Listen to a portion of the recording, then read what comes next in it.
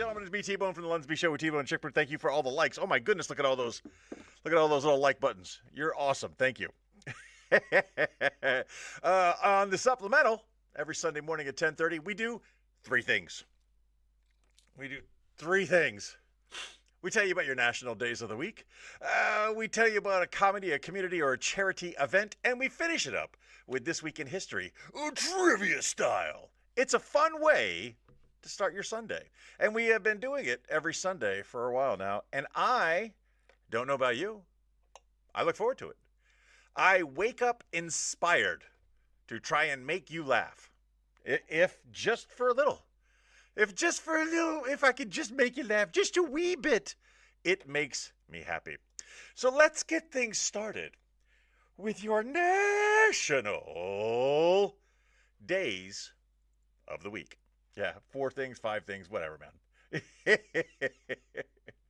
La la la la la. Monday. The camera's way over there. Does it look like I'm looking at the camera? It should. I'm looking dead down the pipe, they call it. I'm looking down the pipe. Monday, November 24th, is National Sardines Day. Now, an excellent source of protein. Yeah, get you some sardines, man. They serve so many benefits for your body. Get the ones in water. Don't get the ones in oil. Even though the ones in oil do taste better. I'll admit, get the ones in water because they're not as many calories. Not as many of the oils, even though it's supposedly the good oils, whatever. But you know, you get the sardines and you can eat the sardines like in a sandwich or by themselves. And then you could drink the juice or you can share the juice. And I like to share the juice with coworkers that I don't like. I just sprinkle it around. Just a little dab will do you. Just sprinkle the little sardine juice around their office space. And they'll question their olfactory senses. Why am I smelling fish? Is anybody eating fish? And you deny it. And you hide it. You hide the tin. And I had options. I give 4 different options to choose from. I specifically chose sardines today because, again, an excellent source of protein. And I had some for breakfast. Yes, the juice is good. Staring into your souls. All right, I got to make it a habit of looking at the comments after I do the day. I do the day, do the comments, go back to doing another day. And I'll cut all that out in one form or another. I do many versions, and in the long version, I just kind of leave it all in. Anyway, if you don't like sardines, stop hating yourself. It's okay.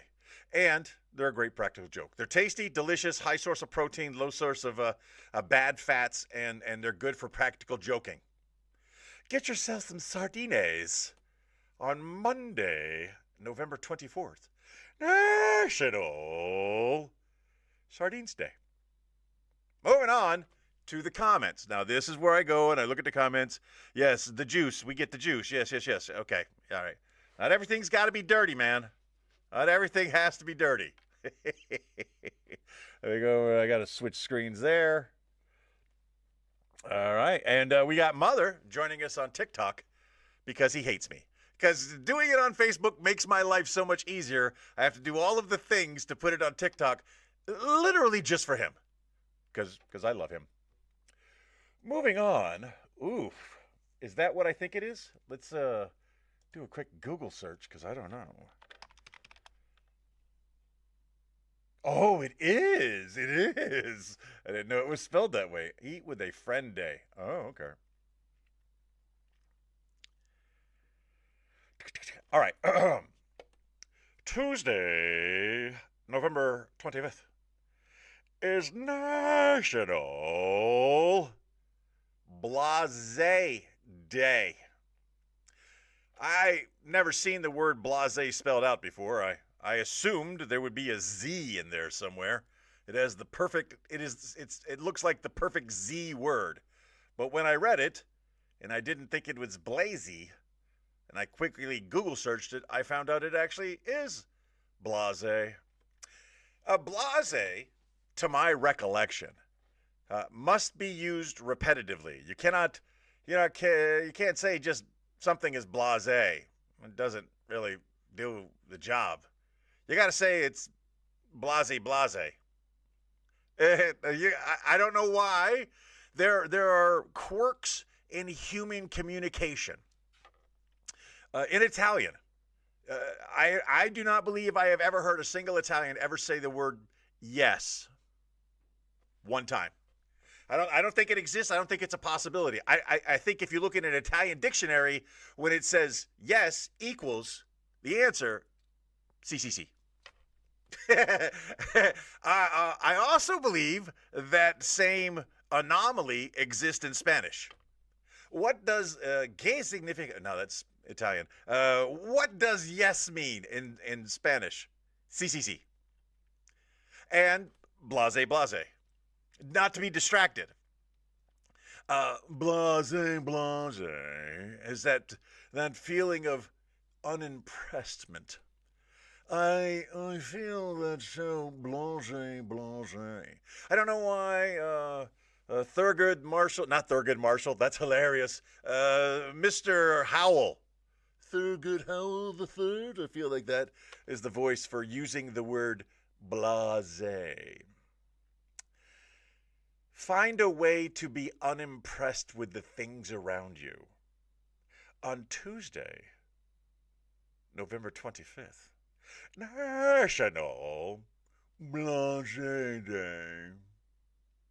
To the comments, Thurston Howell the Third. Thurgood Marshall would have been a much better cast member on Gilligan's Island. I hereby decree. I don't know why he would speak like that. I've never heard the man's voice, but it's a lawyer voice. Deal with it. I hereby decree that Professor Russell. I can't remember any of the characters. I know the characters, but I don't know the professor's last name. Anybody else? Anybody else know the professor's last name from Gilligan's Island? Here's who I know. The captain, the skipper, and Gilligan, and the professor, and Mary Ann, who was hotter than Ginger, and Mr. and Mrs. Howell. Occasionally a monkey would show up.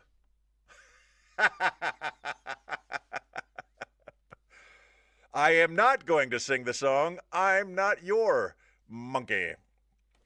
Moving on. Oh, ho, ho. I have no idea what that one means.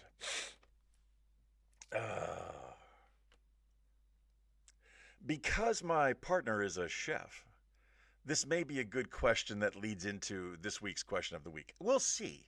Because it's Thanksgiving week, so it's a weird one. What we do when it comes to talking about food is kind of weird.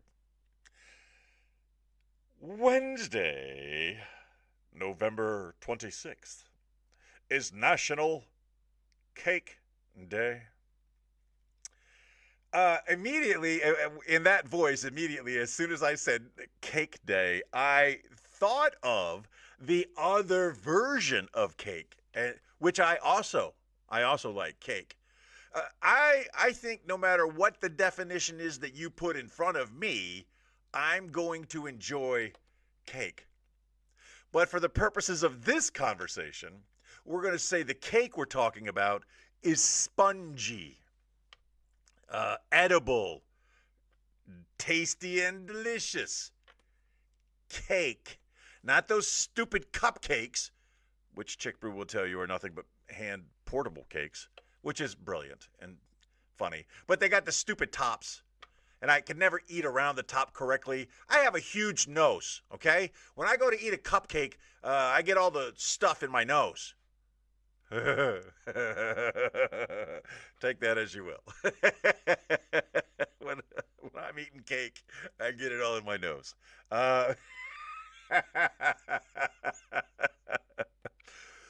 My question is, and this would make for an excellent question of the week. I don't know if it is yet. It's not official, but I think it would. What is your favorite cake?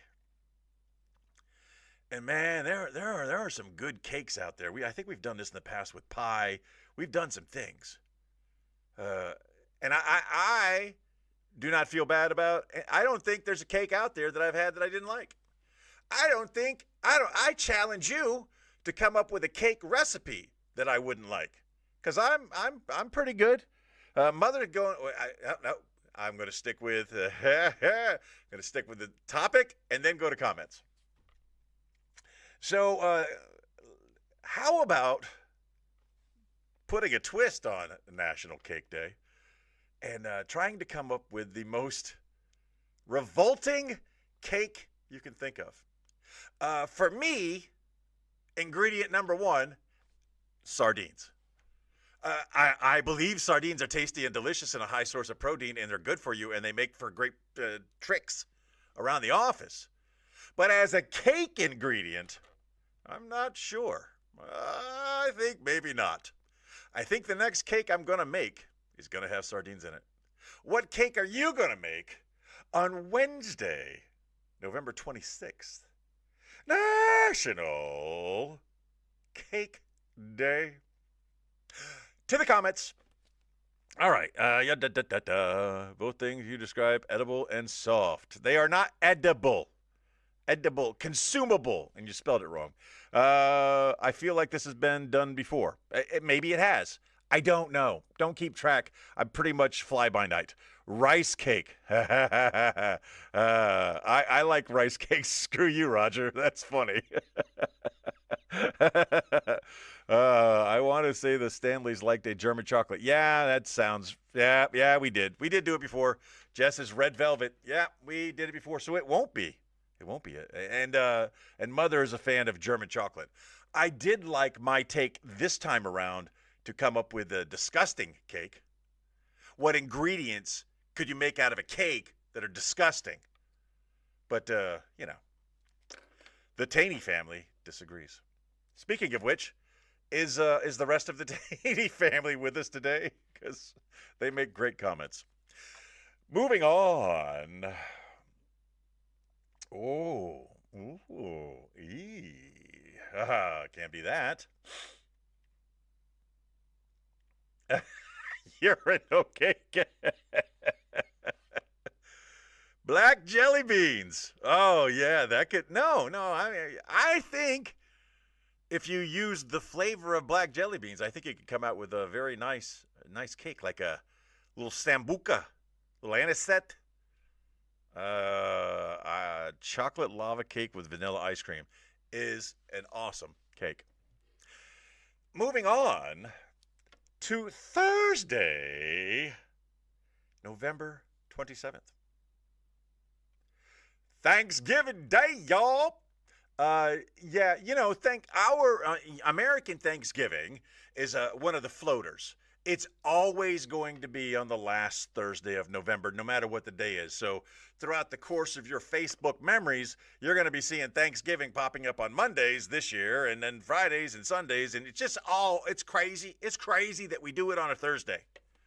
But I'm okay with Thursday Thanksgiving because it's alliterative. I like alliteration. I like it when we do those things. And you're going to make all of the Thanksgiving things that you make for your dinner. But did you know that Thursday, November 27th is also National French Toast Day? Now, I don't know what makes French toast French. Did they come up with the initial recipe and somehow? No, I think much like Philadelphia cream cheese that was not made in Philadelphia. Philadelphia cream cheese was invented in New York. They gave it the Philadelphia name because times have changed. But in those days, Philadelphia was considered bougie.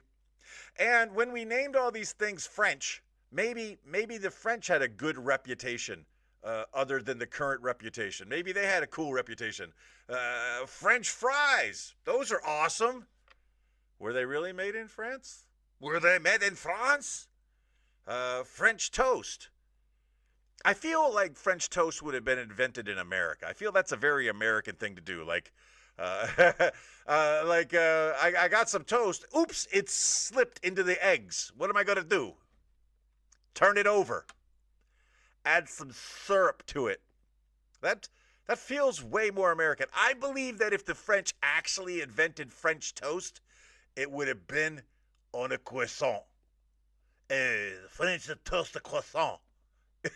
I don't know. I don't know. I don't care. I am curious as to if you've ever done French toast on anything other than, I think Texas toast is the bread you're supposed to use. I think that's what it's come down to. Big, old, thick, old slabs of bread. And Wonder Bread. Wonder Bread is always wonderful no matter what you use it with. Period. Wonder Bread is best if you just smash it up into a tight ball and just knob on it. Yeah, I earned these pounds, baby. and then dip it in an egg batter and fry it, and then cover it in syrup. I don't believe the French invented it. That's what I'm saying. So find a way to celebrate your Thanksgiving breakfast this year by incorporating the toast de France. Get you some France à toast. Moving on. I saw your comment, Roger, and that's you might have caught me laughing out of turn, but that's what made me laugh. I agree with your take on the name. Now it's, come on, man. Remember, the audience, please. Texas toast, so Paris, Texas. That's good. That's good. Isn't Paris, Texas the home of Vanilla Ice? I believe it is. It's either Paris or Detroit, Texas. I think it's Paris, Texas. But him and Jamie are from the same hometown, so that's how I know that. Mother, so French bread is called French bread because of marketing. That would make sense. French bread, to me, is nothing but skinnier Italian bread. They have the same shape. They have the same consistency. They have a crunchy outside, a soft center. But an Italian bread is bigger. It's girthier than the French bread. I said what I said.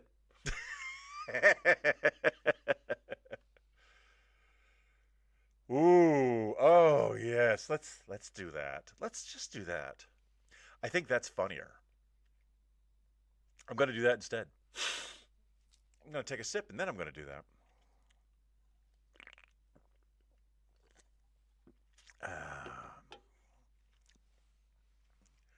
That's what I'm pontificating, Mother. That's what I think.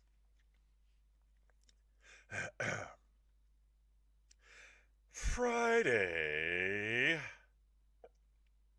Damn it, Roger.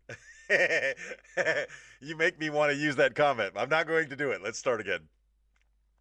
Friday, November 28th, is National Flossing Day. Now, often when we come across these national days of the week, there are some that I disagree with. For one reason or another, I disagree with the time or the placement of the date, and National Flossing Day is one of those I disagree with. Because who's flossing after Thanksgiving? People who know what flossing is. If you floss your teeth at all, you were properly trained as a child to get in between where the bristles can't get, to get all the other meat products out of your mouth. You were trained, and you created a habit in your life, and you take the string and you tie it around your finger like you're getting ready to garrote your teeth. You're just so angry. I don't floss with the silly string, because it's the 21st century, and they've made these sticks, and the sticks got floss attached to them, so I don't have to garrote my teeth. I can just take the stick and go, and it's got a pointy end on the other end in case there's like a chunk of sardine left over from Monday. You pop that through. I use a flossing sticks. Okay, and they're minty fresh and tasty and delicious. People, they use the thing. How you floss isn't really the issue. It's that you floss. Because 4 out of 5 dentists recommend flossing. Shut up, 5th dentist. I disagree with National Flossing Day being a day that comes after Thanksgiving. I believe it should have been appropriately placed the day after Halloween. Because those are your young and your impressionables. Those are the ones with sweetness stuck in their teethuses. Those are the ones who found what caramel, the tacit properties of caramel in their teethuses. And they're young and trainable. That's when they need to break out the stick and they need to, or they got to do all of that. Us Thanksgiving people, we grown, son. We're gonna sleep and eat leftovers. There's no time in the day after Thanksgiving to be flossing, cause you're just constantly grazing. My father-in-law used to say you put your feed bag on. Yeah. Yeah. Because there's turkey sandwiches that got to get ate, right? And there's leftover Waldorf salad that got to get eaten. And them cranberries ain't going to eat themselves. Oh, wait, I got to floss. Ain't no time for flossing. I'm eating. So I disagree with the placement. But one way or the other, find a way to celebrate. And Friday. Yeah. Friday, November 28th, National Flossing Day. To the comments. I love the speed at which people pop in and out of the TikTok. That always makes me laugh. Roger laughed at making me laugh, which is funny in its own right. National Flossing Day, when you swing your arms and hips like an epileptic child. Oh, yeah, let's do that flossing. That's even better. Soon, so tell me... the annual lie. I recently pontificated on the fact that all members of the military are trained at an early age to lie, and lie often, for one of two reasons. One is you're a motivated, get things done kind of guy, and you're not going to let something like a little sickness keeping you from executing the mission. And the opposite end of the spectrum is you're a lazy POS who will do and say anything to get out of work. Those are the two spectrums, but both of them require you to lie often. And no bigger lie in my personal research. No bigger lie has ever been said in the United States military, except for the question, how much do you drink? 1 or 2 glasses maybe in a week on a weekend. Yeah, we lie. Oh, that was more for me than you. Moving on. Ooh, I 100,000 billion% disagree with this next one. Stand by for heavy seas.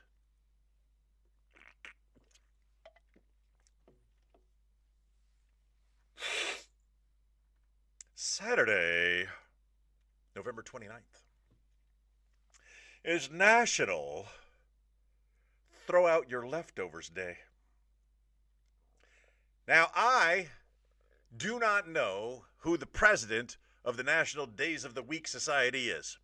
I don't know who the chief executive operator is, the chief operating officer. I do not know the chain of command for the National Days of the Week people. But I want their names. I want their names. I want their email addresses. I want to gaslight them. I want to dock them. I want a campaign going forward saying no to ones I disagree with. A very angry letter writing campaign that says no, this one is wrong. Because it's the 21st century. And our food does not need to be thrown away 2 days after Thanksgiving. Excuse me, 3 days after Thursday, Friday, Saturday. 2 days after Thanksgiving. We don't throw away our food 2 days. We don't throw away leftovers 2 days after they were created. That's wasteful. And modern refrigeration technologies and vacuum sealed packaging and thermal discharging and thermal viscosity. I just had to throw that in. Hypoallergenic seals. No, No. I live with someone that I love very much, and nothing is more contentious in our relationship than the expiration date of previously prepared food.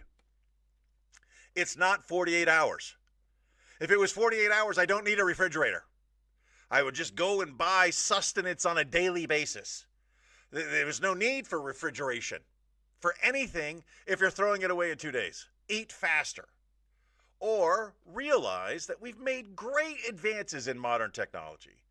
And you can save that food and eat that food and not die from that food for several days. Here's the trick. Smell it. If it smells bad, don't eat it. Or test it. I have, if it is not clear, I have made many bad food choices in my life. And there have been times I've dealt with occasional botulism or whatever, trichinosis or salmonella or any food-related illnesses I may have concocted over the years. But it wasn't generally, it's not because of leftovers that were left over for too long. Usually, it had some experimental value. Usually. An important life lesson, and I'll share this with you now. If you're ever going to eat street food in a foreign country, get the street food that is fried in hot, boiling oil.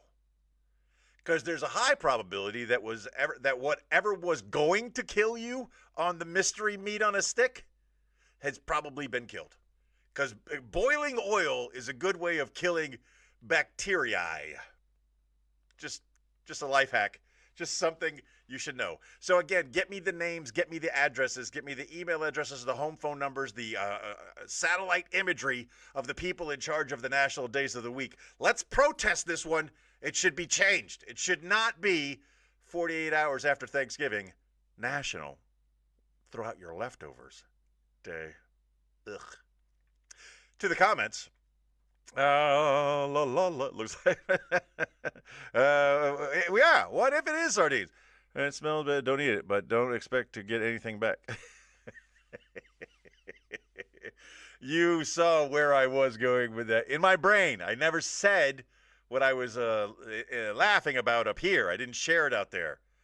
Because this is a show for people, James. All people. Good people. Really good people. That's a funny one, but only because of a Rick and Morty skit that makes me, I can make that into something.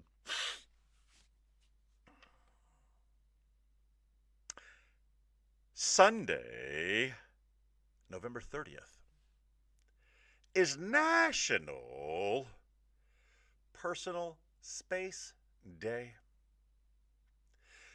What is your personal space, and how do you react when someone gets inside it?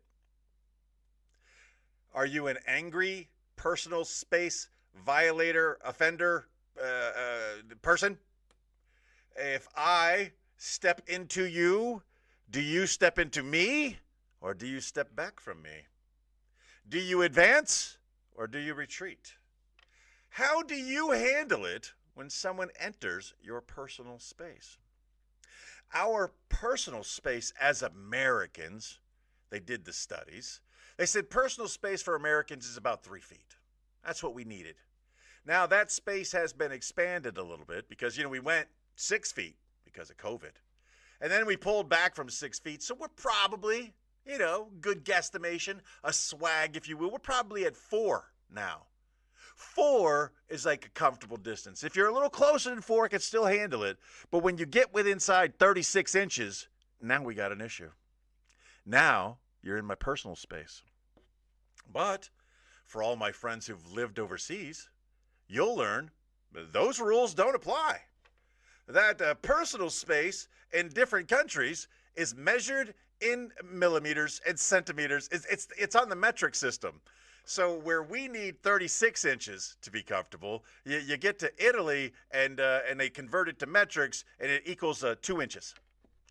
They're just right up on you. They just want to talk to you. It's so nice and so close. And Korea's about 18 inches because they also want to be close to you, but not as close as the Italians. I do not like invading your personal space, so much so that I may seem standoffish. I don't want to accidentally get inside your bubble of personal space. I want to be near you. I want to talk to you in a hushed and clipped tones. I don't want to have to yell and scream. But I've learned to yell and scream because I speak at people from a distance. I don't know how you respond. Here's what I believe, and I could be wrong. I believe we all respond two ways when it comes to someone invading our personal space.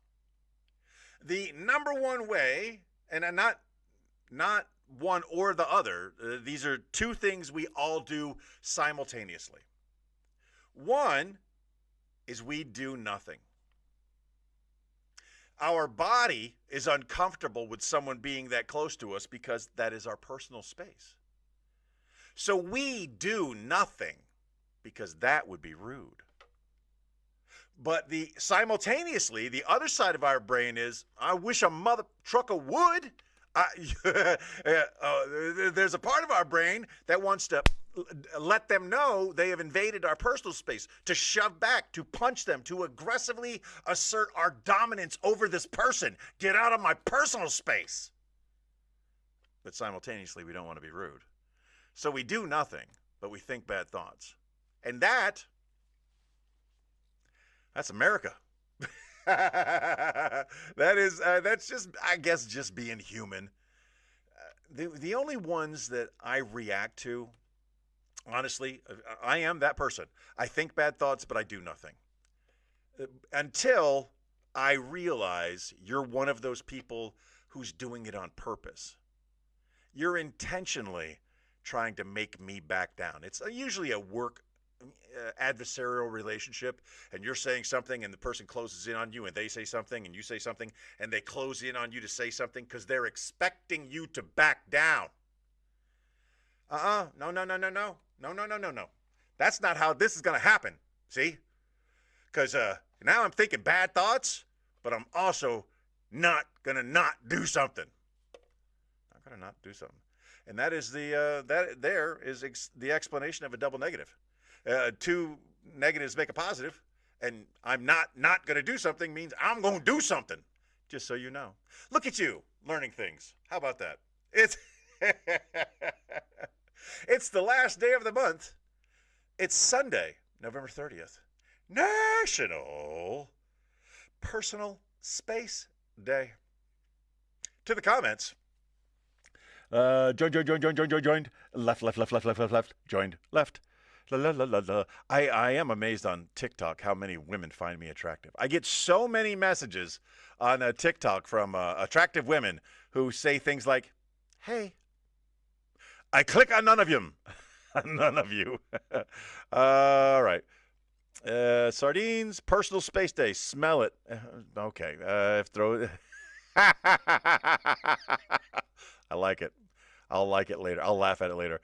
I kiss them to make it weird for them and fun for me. That's a good one. If you're close enough to kiss, that's on you. Even that, man, that's funny. That is so funny. I want to think this through a little bit. Okay, I'm saying something and you close in on me, and I'm saying something and you close in on me, and whether I make contact or not, but if I just reach out to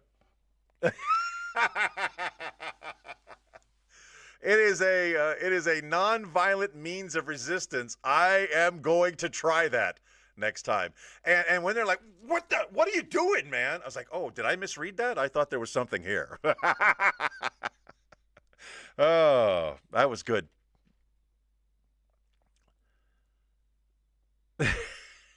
Roger's on fire today. It's like Robert last week. Robert was really killing it last week. All right, we're going to get ready to continue on here in just a second. Good clips. Good clips this week.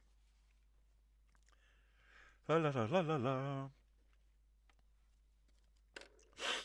right. And now it's time for your Char.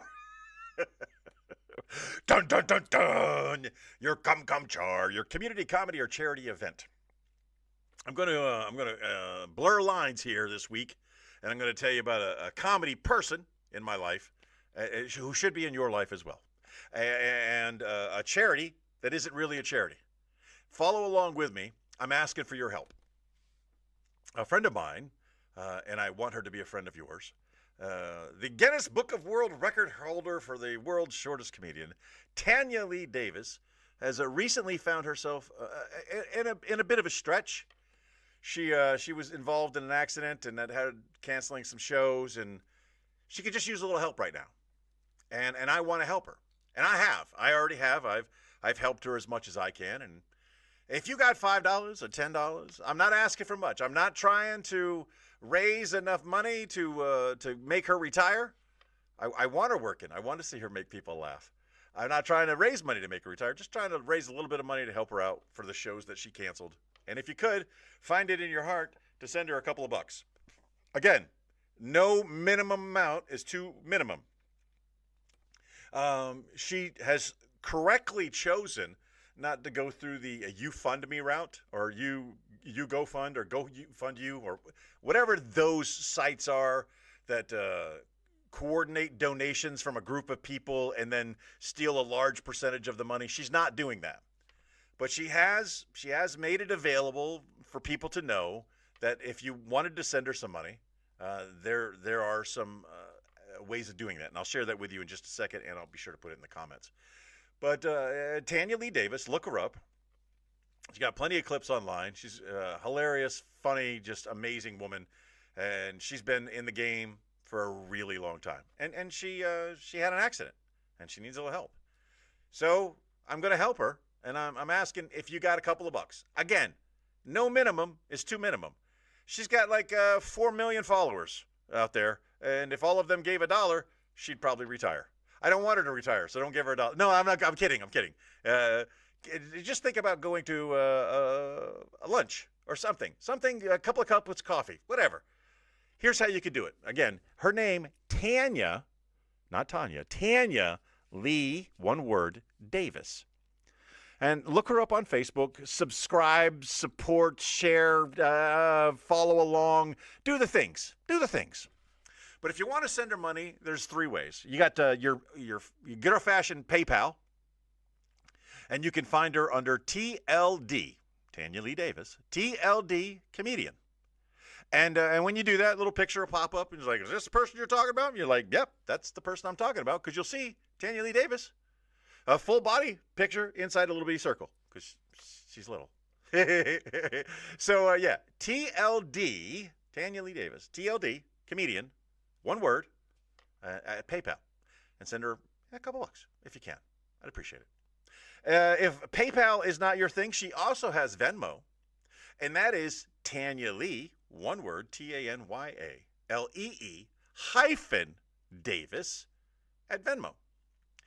I don't think I use Venmo a lot. I think Venmo is the one where like everybody can see the money that you gave. And you could put cool notes on there, like for tasty cocaine or things like that. I think that's Venmo. And the one I've never used is a Cash App. And the username on Cash App is the exact same username that she has on PayPal, TLD Comedian. So if you can, help my friend with a couple of dollars. Again, not a lot. You don't have to do a lot, but every little bit helps. And that is this week's Char. I'm going to put some music to that. Dun, dun, dun, dun. Dun, dun, dun, dun. You're going to have to rush the questions to get to the show done on time. All right, I have to rush through the questions, apparently, so let's get to them. This week in history, A trivia style. 7 questions set to medium difficulty, all multiple choice. Get your answers in quickly because James says I need to get on quickly, and I will get through them quickly, and it will be quick, quick, quick, quick, quick. On November 17th, 1869, what major transportation route officially opened? Ha ha ha ha! That is a good one. It's November 17th, 1869. What major transportation route officially opened? I believe I know the answer. But do I? Here are your multiple choice options. Was it the Suez Canal, the Erie Canal, the Panama Canal, or the Kiel Canal? Which of the 3 was officially opened on November 17th, 1869? James pops in with the Transcontinental Railroad in advance of me providing the options. You can do that. We also allow for one fake funny answer and one real answer. But I don't care anyway because I'm not keeping score. So if you can make me laugh, good on you. Half a point, whatever.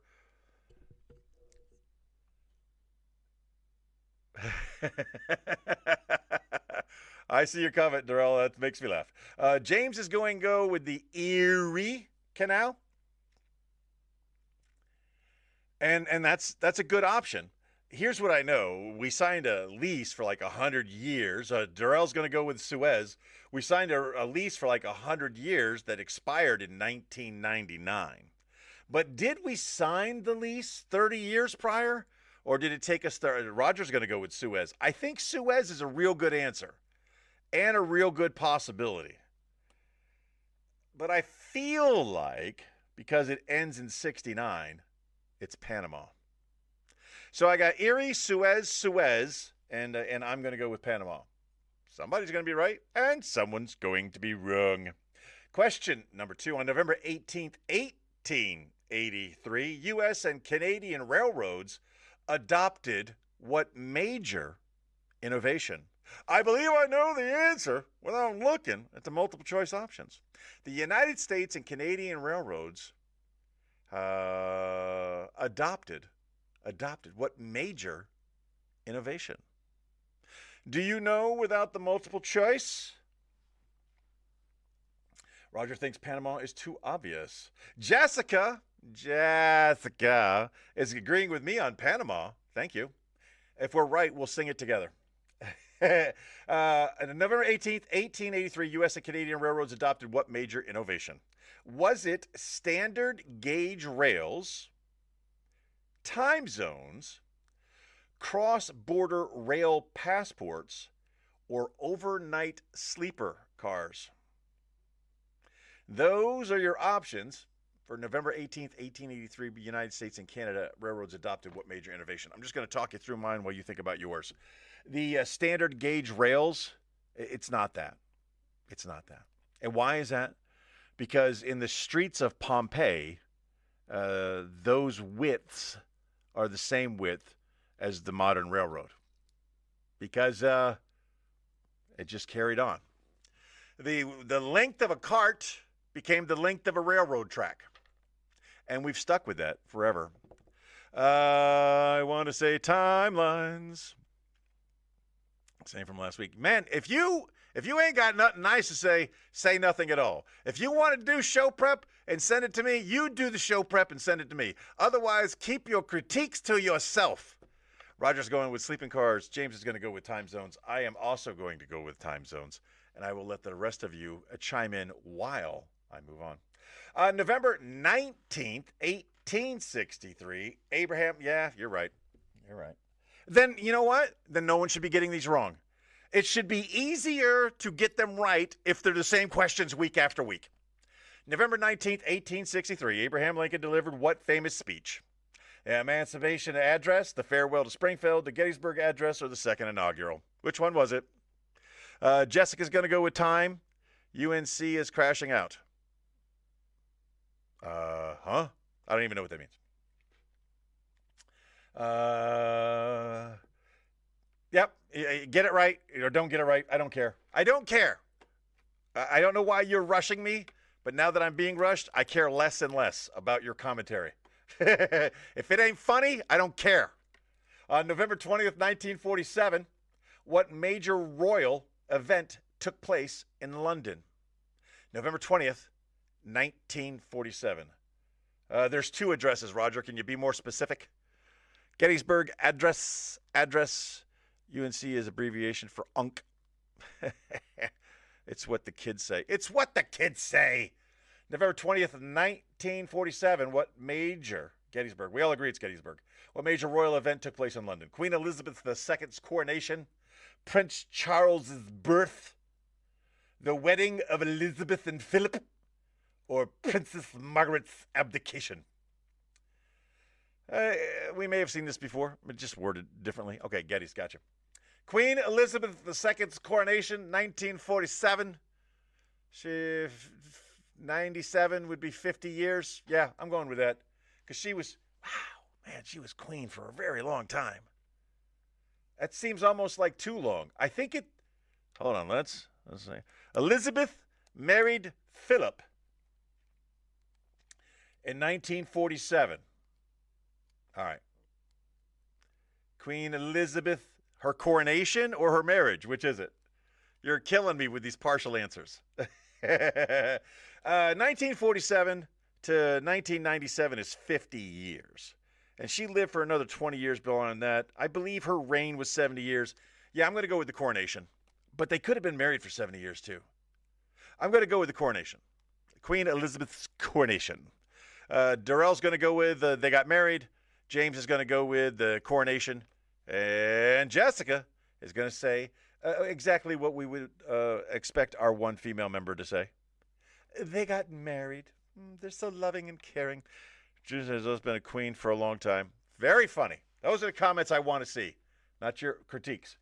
On November 21st, 1620, the Mayflower Compact was signed where? Where was the Mayflower Compact signed on November 21st, 1621? Was it in Jamestown, Plymouth Harbor, Cape Cod Provincetown, or Boston Harbor? Jamestown, Plymouth Harbor, Cape Cod Provincetown, or Boston Harbor? Where was the Mayflower Compact signed? Where did we first find out that socialism did not work? In America. It definitely did not work in America. And if you don't know the story of William Bradford, check me out on Thanksgiving, where I normally try to remind everybody what Thanksgiving is really about with stories about Thanksgiving. And I do that as a special Thanksgiving episode. I am going to say it's Jamestown. Patrick says Boston Harbor. Roger's going with Plymouth Harbor. Jessica, even though I know she didn't say it, still wants to say Boston Harbor. It was done. It actually was done in the harbor, wasn't it? It was done on the ship. So changing my answer to Plymouth Harbor. Plymouth Harbor. And James is going to go with Boston Harbor. All right, we all got our answers in. On November 22nd, 1963. I mean, here you go. Which U.S. president was assassinated in Dallas, Texas? If you get this wrong, renounce your citizenship. November 22nd, 1963, this president was assassinated in Dallas, Texas. Was it Harry S. Truman, Dwight David Eisenhower, Richard Milhouse Nixon, or John Fitzgerald Kennedy? And again, I'm very proud of myself. They don't give me the middle names. I know these middle names. And with the exception of Truman and Eisenhower, I lived under at least two of these presidents. Oh, and Kennedy. Yeah, I only lived under one. Darrell's going to go with MLK, and he's wrong. Location, location, location. Not a president. Possibly a typo. I'll give you a chance. Oh, okay, all right. So that was his joke answer. He still gets full credit. Patrick says JFK. Good job, young man. Thank you. Teach your children. We believe the children are the future. Teach them well and let them lead the way. Show them all the beauty they possess inside. On November 23rd, 1963, which long-running British sci-fi television series premiered?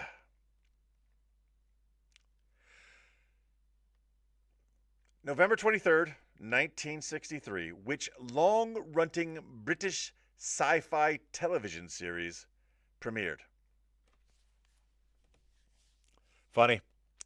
I love it when you guys give funny answers, and I love your real answers. The final question of the week right now. Long-running British Drohu? Yeah, Drohu. Doctor Who are the answers that are coming in. I haven't even tried to read you the multiple choice options because I think we're all going to get it right. Roger goes with Doctor Who? Was it Blake's 7? No. Was it Doctor Who? We're not British, and we all know Doctor Who. So there's a very high probability that that is the answer. Red Dwarf sounds like an amazing sci-fi series. In 2025, in 1963, Red Dwarf is going to be bad. It's going to be in black and white, number one, and they're going to be on bad movie sets, wearing costumes that don't make sense. There's probably going to be a robot and a space dog, because back then space dogs were important. Yeah, Red Dwarf would have been bad. Now, this one had a potential. The Prisoner. Huh? A British sci-fi series from 1963 called The Prisoner? Because he was serving a life sentence. I believe we all know the answer. I believe we all said the answer. It's Doctor Who. So, answers, please, is what I type into the Google box. And it's going to tell us. Shite. For those of you that answered Suez Canal. That's funny. The Prisoner was a spy drama. Red Dwarf is hilarious. Was Red Dwarf an actual show? All right, let's get on to the answer so we can wrap this thing up for this week. Answer 1 was the Suez Canal. I was wrong. I got tricked by the number 69. Question 2 was, in fact, time zones. Question 3 was the Gettysburg Address. Question 4 was not the coronation of Queen Elizabeth II, but it was the wedding. Question 5 was Cape Cod, Provincetown. Question 6 was John F. Kennedy. And question 7 was Doctor Who. Did any of us choose Cape Cod? I did very poorly this week. 1, 2, 3, 4. I got 4 out of 7. Post your scores, whether you're playing live now or in the future. A new episode of the LUNSB Show should be taped later today. It's Sunday. It's football. And last night was the Las Vegas Grand Prix. You did what? What did you do? You answered Cape Cod? Good for you. How many did you get? Roger got 5. Las Vegas Grand Prix, crazy ending. You ready for this? It was a 1, a 2, and a 3. And then at the end they said 2, disqualified. And your partner, disqualified. Which just made Formula One really, really interesting when it comes to determining this year's champion. I got all except the one I didn't answer because I type fast. Claire, it's disqualified. Yes, I just mentioned that. That's going to wrap up the supplemental for this week. Yes. Go Pats. Boo. Boo. That's going to wrap it up for this week. I look forward to hanging out with you guys. It makes for a great Sunday morning. I remind you today, as I remind you every day, just be the best person that you can be. And if you were a great person today, be an even better person tomorrow. Chick Bruce sends her love. LUNSB. I really need to LUNSB.